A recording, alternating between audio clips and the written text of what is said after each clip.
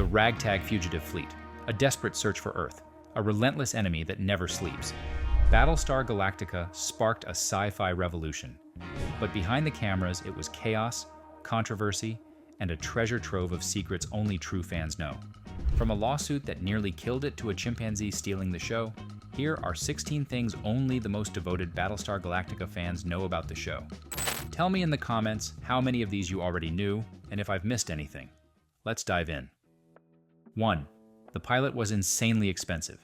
From day one, Battlestar Galactica sent shockwaves through ABC's finance department. The budget ballooned to nearly $8 million, unheard of in 1978. Adjusted for inflation, that's over $40 million today.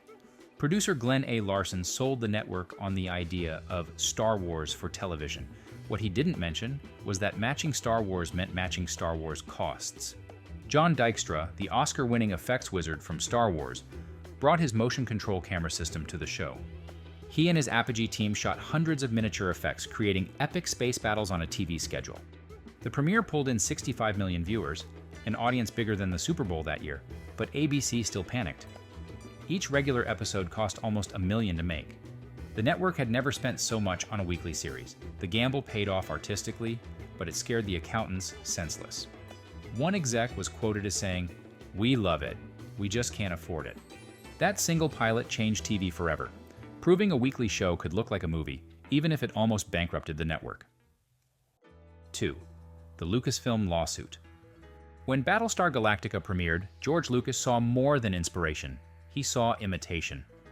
In June 1978, 20th Century Fox and Lucasfilm sued Universal Studios for allegedly stealing Star Wars concepts. The lawsuit claimed Galactica copied 34 story and visual elements, from heroic pilots to swooping fighter dogfights. Lucas argued that Galactica's Vipers and Cylons were too similar to his X-Wings and Stormtroopers, while Universal countered that space battles and laser guns weren't exactly proprietary ideas.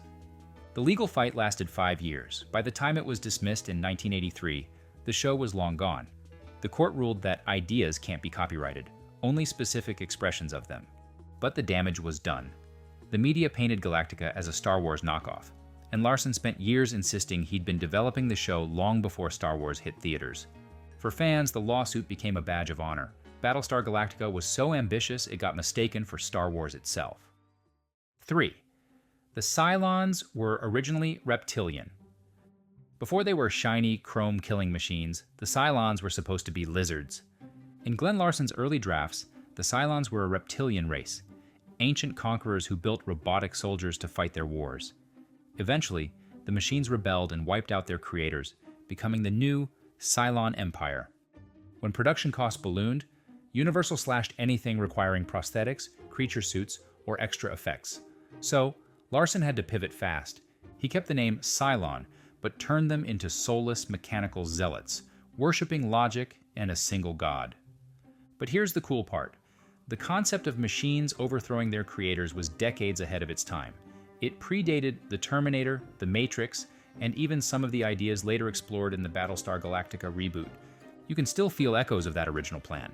The Cylons speak of extinct ancestors, and their religious devotion feels like a distorted echo of biological life they once had.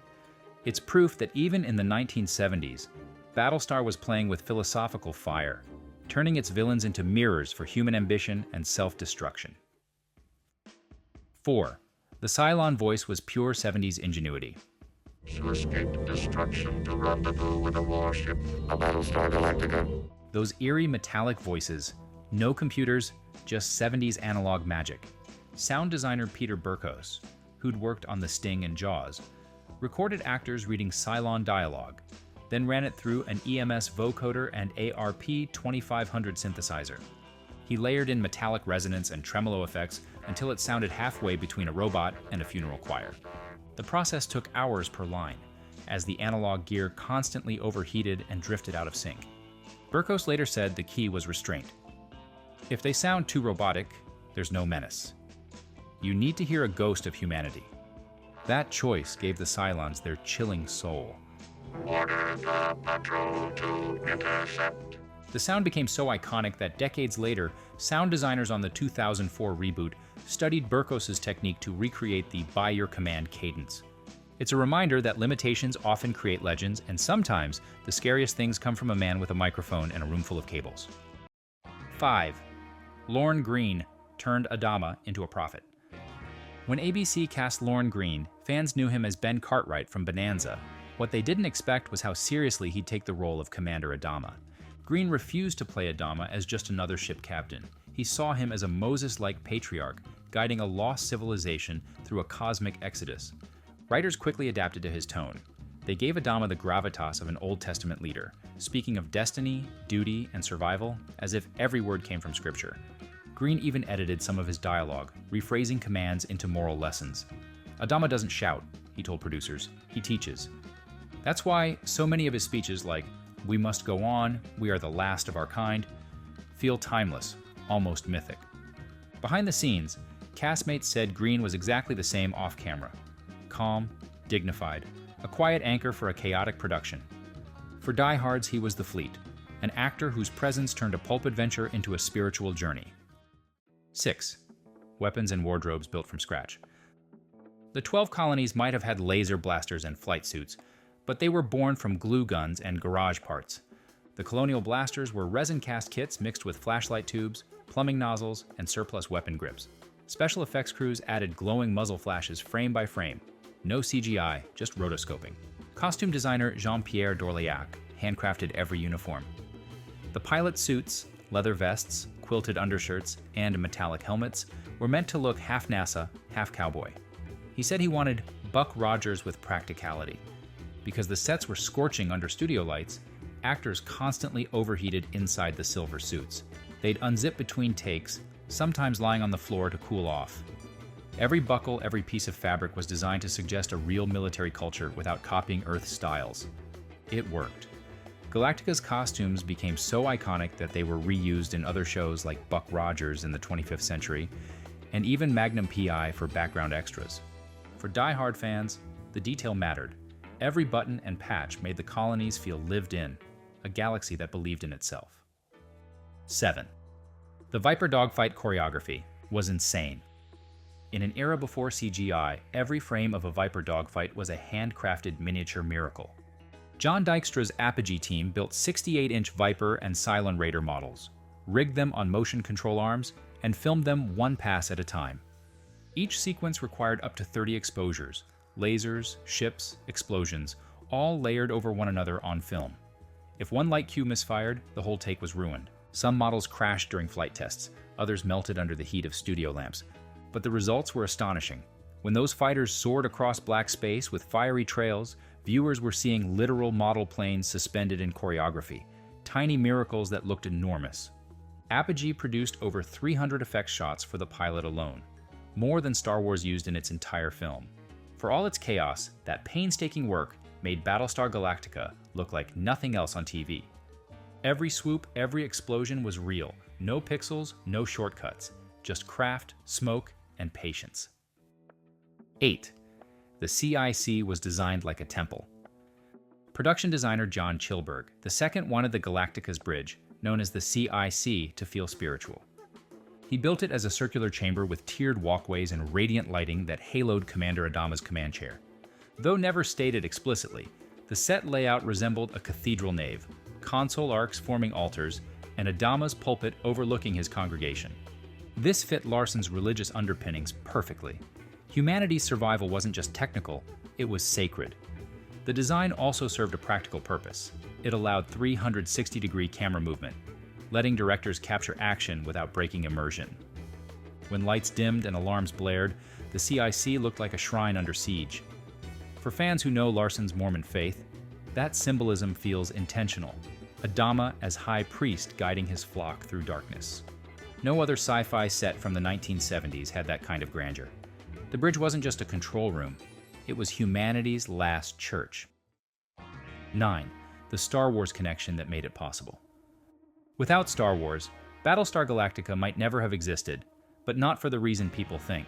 When Star Wars exploded in 1977, every studio wanted its own version. Glen Larson already had a concept called Adam's Ark, about survivors fleeing a destroyed planet. A BC greenlit it almost overnight. To give it movie-level visuals, Larson hired John Dykstra, who had just left ILM after winning an Oscar. Dykstra brought his motion control technology, the same system used for X-Wings and TIE fighters, and formed Apogee Inc. The connection made Galactica look incredible and, ironically, fueled George Lucas's lawsuit. But fans got the best of both worlds, cinematic quality and weekly storytelling. The Emmy-winning effects team built a legacy.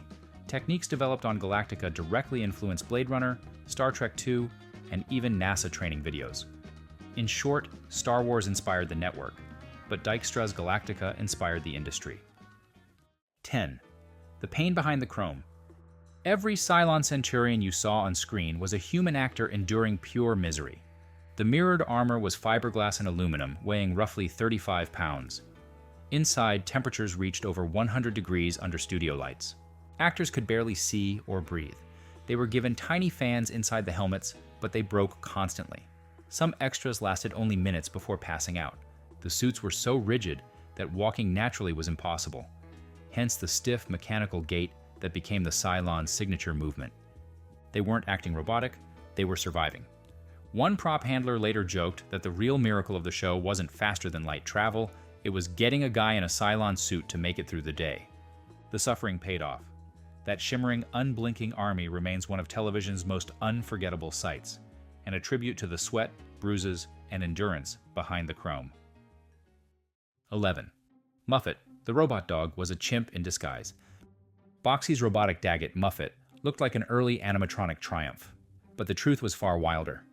Inside the suit was Evie, a baby chimpanzee, trained to mimic robotic movements. Why a chimp? Dogs couldn't handle the stiff walk the producers wanted, and remote-control puppetry wasn't advanced enough yet. Evie's opposable thumbs let her grip props, climb sets, and operate the fake mechanical tail. Handlers bribed her with bananas between takes. But chaos was constant. She'd rip off her headpiece, chew her gloves, or bolt across the set mid-scene. Despite the headaches, the footage worked. The way she moved, unnatural yet organic, made Muffet weirdly lifelike. Fans found the Daggett adorable, though cast members later admitted she was the most unpredictable co-star in Hollywood. So yes, your childhood robot dog was secretly a baby chimp with stage fright. Welcome to 1978 TV magic. 12. Book of Mormon parallels. Creator Glen A. Larson, a devout member of the Church of Jesus Christ of Latter-day Saints, infused Galactica with Book of Mormon parallels. The 12 colonies represent the 12 tribes. Kobol reflects Kolob, God's celestial throne. The fleet's journey to Earth mirrors a pilgrimage to a promised land. Larson didn't hide it. He called the show a space-age Bible story. That spiritual backbone gave Galactica uncommon depth. It wasn't just humans versus robots, it was faith versus despair, destiny versus chance. For viewers, it added emotional weight. For critics, it made the series stand apart from Star Wars' pure adventure tone. Even decades later, the reboot carried traces of Larson's theology: prophecy, reincarnation, moral testing. Whether or not you share his beliefs, it's hard to deny they gave Galactica its soul. Every episode was, in its own way, a sermon about survival and faith in the void. 13. The theme music nearly got rewritten.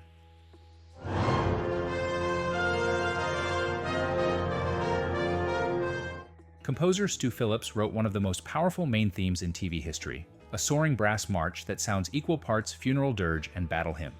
But ABC executives weren't sure. They worried it was too serious for prime time. They wanted something lighter, catchier. Phillips refused. He argued that humanity's destruction needed weight, not whimsy. He reworked cues to mix triumph with tragedy, but never compromised the soul of the piece. When the premiere aired, the theme's emotional range stunned audiences. It made the opening credits feel mythic, elevating the show beyond pulp sci-fi. Today, orchestras still perform it in concert halls worldwide, and even the reboot paid homage to it. Phillips once said, "It wasn't music for TV, it was music for survival." 14. The ice planet that lost its edge. The Gun on Ice Planet Zero was Galactica's answer to The Dirty Dozen, a grim, two-part war story about suicide missions and sacrifice. Early drafts were darker, soldiers freezing to death, civilians executed by Cylons, and brutal on-screen violence. But ABC aired the show in a family-friendly time slot. Executives ordered rewrites, toning down gore and tragedy in favor of pulp adventure. Director Alan Levy later admitted he wished they'd kept the harsher cut, which felt more like Saving Private Ryan in space. Even so, The Ice Planet episodes remain fan favorites for their atmosphere, miniatures, and moral stakes. It's a rare case of network censorship that didn't ruin the story, just softened it. Still, diehards wonder what might have been if the cold had been even colder. 15. The cancellation shocked the cast. In April 1979, ABC abruptly canceled Battlestar Galactica after just one season. Ratings had slipped from blockbuster to merely good, and the budget, hovering near $1 million per episode, was unsustainable. The cast learned the news through the press. Richard Hatch said, "It was over before we even knew it." Fans were furious. ABC received over 100,000 protest letters, one of the largest viewer campaigns in network history. Conventions sprang up almost immediately, keeping the fandom alive through the 1980s. Hatch later said the cancellation hurt more than anything because it was working. We just needed time. That collective heartbreak forged the show's cult following. Galactica became less a failed show and more a symbol of unrealized potential, a starship that flew too high and burned bright. 16. Richard Hatch's relentless fight for the fleet. Long after the cameras stopped rolling, Richard Hatch, the original Apollo, refused to give up. He self-financed a trailer called Battlestar Galactica: The Second Coming, pitching a continuation with the original cast. He toured conventions, gave interviews, and lobbied studios for years. Fans loved it. Studios didn't bite, but Hatch's persistence made him the face of Galactica fandom. When the 2004 reboot finally launched, producers honored him by casting him as Tom Zarek, a revolutionary politician echoing his old heroism in darker form. Hatch became the living link between two generations of Galactica. He championed the story, the cast, and the fans long after everyone else moved on. When he passed away in 2017, fans worldwide posted one phrase in tribute: "So say we all." So how many did you get? And are there any juicy secrets I missed? Let me know in the comments. Thanks for watching.